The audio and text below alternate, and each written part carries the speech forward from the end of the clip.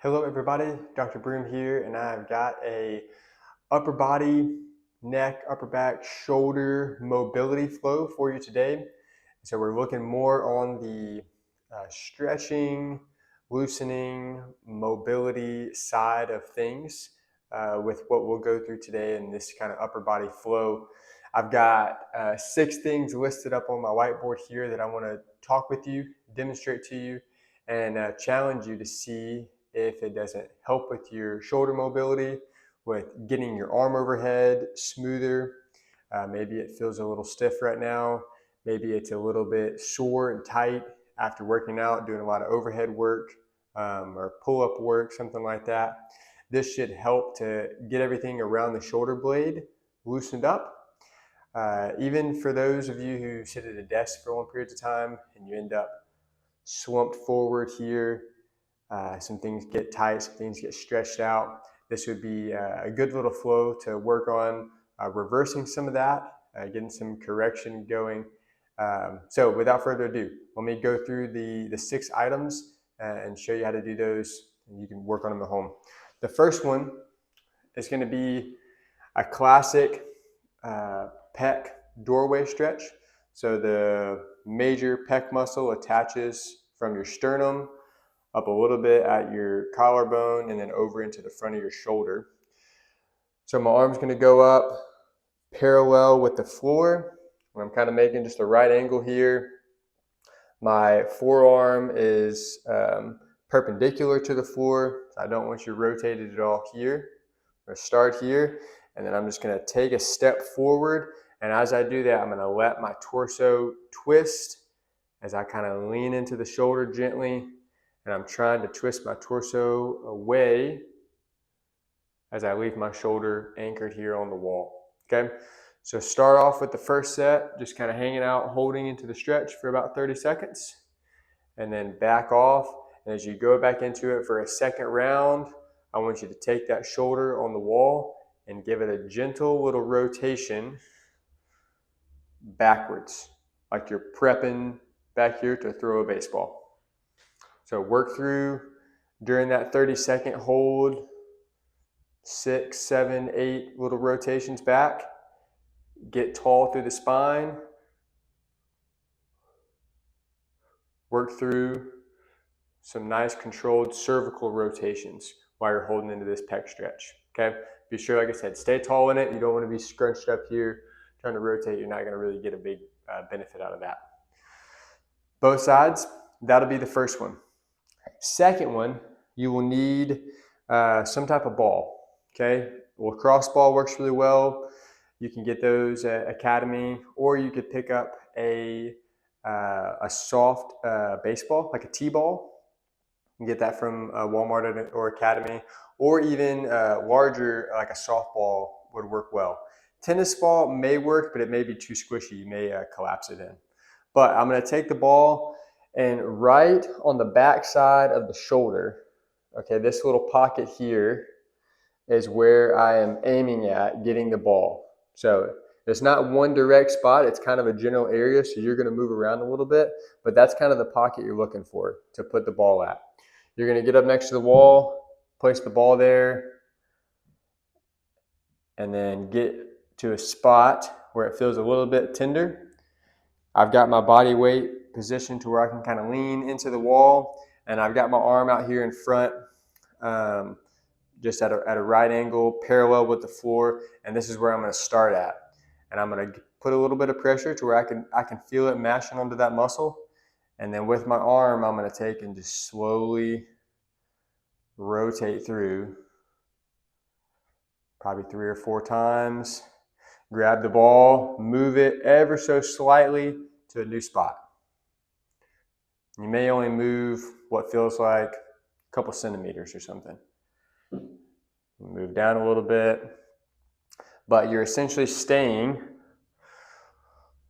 on the muscles that are the rotator cuff muscles that are sitting on top of the shoulder blade right here. So you shouldn't feel like you're getting over to the inside of your shoulder blade, okay? You're staying on the shoulder blade, like I said, right there, kind of right behind the armpit, back of the shoulder. That is the pocket that you're working, your rotator cuff.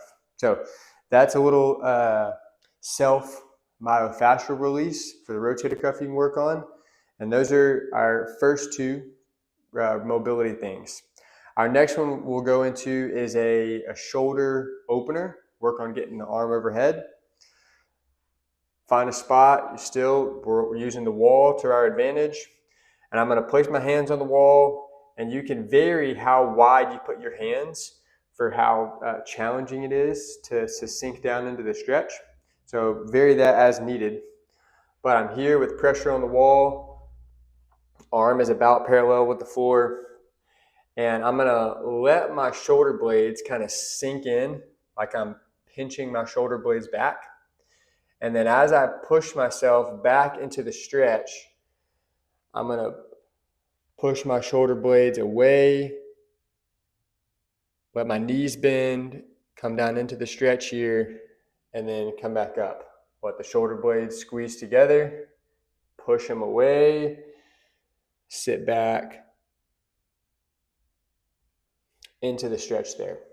So if you think of the old carnival game that you're trying to bob for apples with your head, kind of similar to that. You're not necessarily trying to stick your head super far forward, but you are kind of creating a little window here that you're trying to let your torso and your head kind of go through to bring your arms overhead into more shoulder flexion. So that is it with two hands. Now if you want to add a little extra, let's say we're aiming for 15 repetitions or so.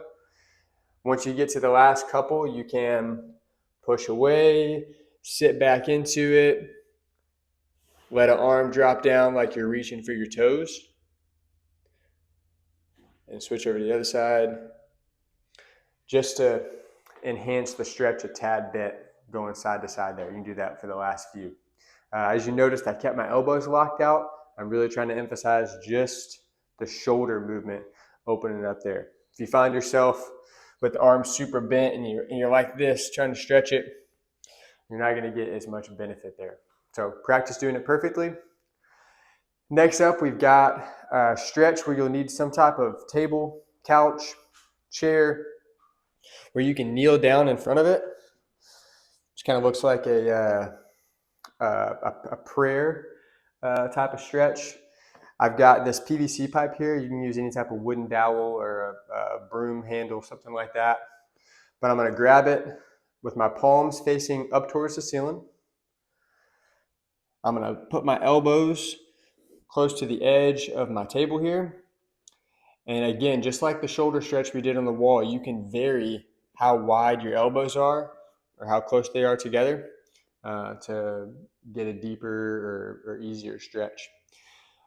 But I'm here, I'm going to walk my knees back. And the whole time that I'm sitting back into this stretch here, I'm going to work on keeping my hands, trying to pull them away from each other. So my hands are doing this motion here, like my thumbs are going out this way. And so I don't want to let them come together.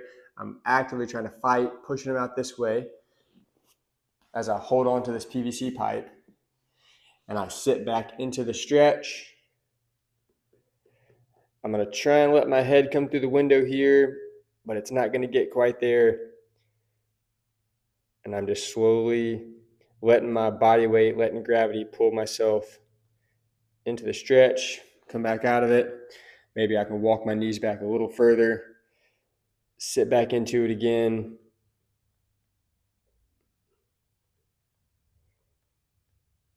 But this PVC pipe will really keep you honest. Okay, so be sure that you grab something to hold on to as you sit back into that. That'll do a really good job of opening up the lat muscle underneath the shoulder blade back here and allow that arm to just glide a lot smoother over your head. So good stretch for the lats. And then we close out with a little bit of a controlled mobility maneuver just to kind of soak in everything that we've just loosened up with the other 5. You'll stay in the same position that you just were in with the lat stretch.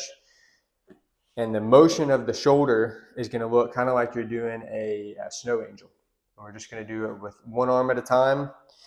I'm going to have an elbow down into the table just to keep my opposite side fixed. And so my right arm right now is not loose and limp like here.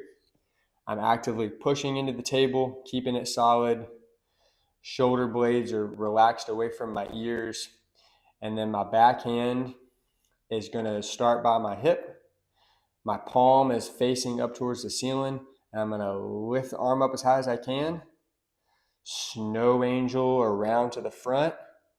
Now my thumb is facing towards the ceiling, so it rotated. I'm gonna pick it up as much as I can, rotate back to where I end back in that same position where my hand is now palm up again. Lift, rotate, lift, rotate, lift, and rotate. Okay?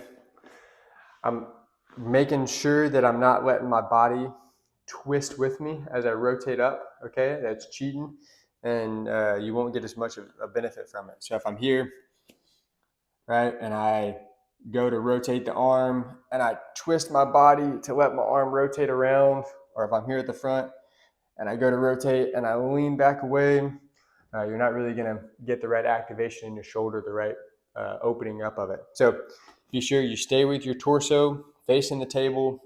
You've got that good pressure in your arm that's on the table, and then you work through as much range of motion as you can. If you can only get to here, right, that's fine. Work with what you're able to outside of painful movement, and it'll be beneficial. The last thing is consistency. Okay, I want you to give it a try 7 days in a row, and then ask yourself at the end of those 7 days, did it help? Did it make any difference at all? Did your shoulders feel looser through the day? Did you feel like you can move your arm over your head easier? And then should you keep doing it? Should you pull some of the things and do them more consistently? Should you do the whole routine? If it didn't do anything for you, then you may not need to do it at all. But those are the questions to consider. But be consistent, try it for a few days, and ask yourself, did it really help?